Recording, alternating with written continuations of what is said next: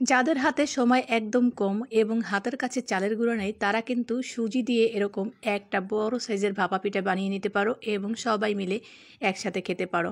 Hello everyone, আসসালামু আলাইকুম, welcome back to my channel. তো আজকে তোমাদের সাথে শেয়ার করব ভাপা পিঠার রেসিপি। তো আমি কিন্তু সুজি দিয়ে এই ভাপা পিঠাটি তৈরি করব, ভীষণ মজার হয় খেতে, অবশ্যই ট্রাই করে দেখতে পারো।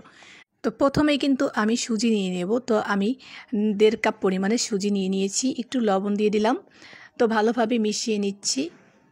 তারপর এখানে হালকা কুসুম গরম দুধ দিয়ে দেব। তো আমি এখানে লিকুইড দুধ দিয়ে দিয়েছি। তো তোমরা চাইলে এখানে গুঁড়া দুধ এবং পানি ব্যবহার করতে পারো। তো অল্প অল্প দুধ দিয়ে এখানে আমি কিন্তু বেটারটা তৈরি করে নেব। খুব ঘন বা খুব পাতলা করব না, বেটারটা কিন্তু স্বাভাবিক একটা পর্যায়ে রেখে দেব। তো মাখা হয়ে গেলে এটা কিন্তু কিছুক্ষণ রেস্টে রেখে দিতে হবে। তো এখানে চাইলে তোমরা বেকিং পাউডার বা বেকিং সোডা হালকা পরিমাণের ব্যবহার করতে পারো। আমি কিন্তু কিছুই ব্যবহার করলাম না, এমনিই কিন্তু এই পিঠাটা অনেক মজার হবে।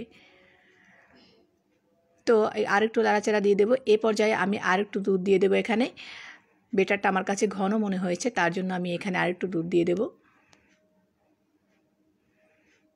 তো এই ঘনত্বটু দেখেই হয়তো বুঝতে পেরেছো যে কিভাবে এটা হলো, কতটুকু ঘন রেখেছি।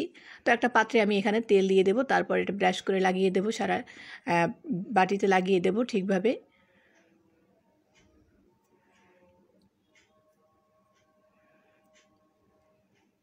তো এবার আমি বেটারটাকে দিয়ে দেব। তো বেটারটা আমি একসাথে দেব না, আমি এখানে অর্ধেক বেটার দিয়ে দেব। তোমরা চাইলে এটা ছোট পাত্রেও বানাতে পারো। তো আমি একসাথে এটা বানিয়ে নিচ্ছি। তো এখন আমি এখানে আখের গুঁড়া করে রেখেছিলাম সেটা দিয়ে দিচ্ছি উপর থেকে। ভাপা পিঠায় আখের গুড় না দিলে কিন্তু চলেই না, আর আখের গুড় দিলে কিন্তু খেতে অনেক মজার হয়। দিয়ে দেব নারকেল কোড়া। ভাপা পিঠায় নারকেল কোড়া অবশ্যই মাস্ট বি দিতে হবে, না হলে কিন্তু ভাপা পিঠার টেস্টটা একদমই আসবে না। তো আমি আবার একটু আখের গুড় ছিটিয়ে দিলাম। তারপরে এখানে আমি কিন্তু সেই বেটারটা, যে অর্ধেক বেটারটা রেখেছি, সেটাই এখানে আবার দিয়ে দেব।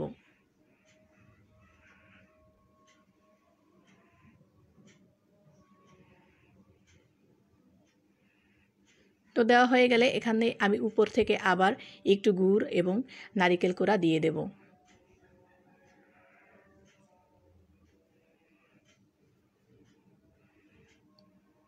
তো দেওয়া হয়ে গেলে আমি কিন্তু এখানে আগে থেকেই রাইস কুকারে পানি বসিয়ে দিয়েছিলাম। তো পানিটা গরম হয়ে গেলে আমি কিন্তু এখন এখানে সেই বেটারটা দিয়ে দেব।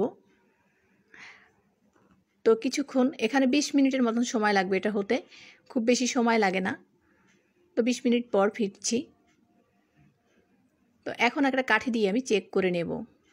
ভিতরটা হয়ে গেলে কাঠিটা কিন্তু একদম ফ্রেশ আসবে। তো দেখো আমার কিন্তু ভিতরটা হয়ে গেছে এটার। তো পিঠাটা একটুখানি ঠান্ডা করে নেব।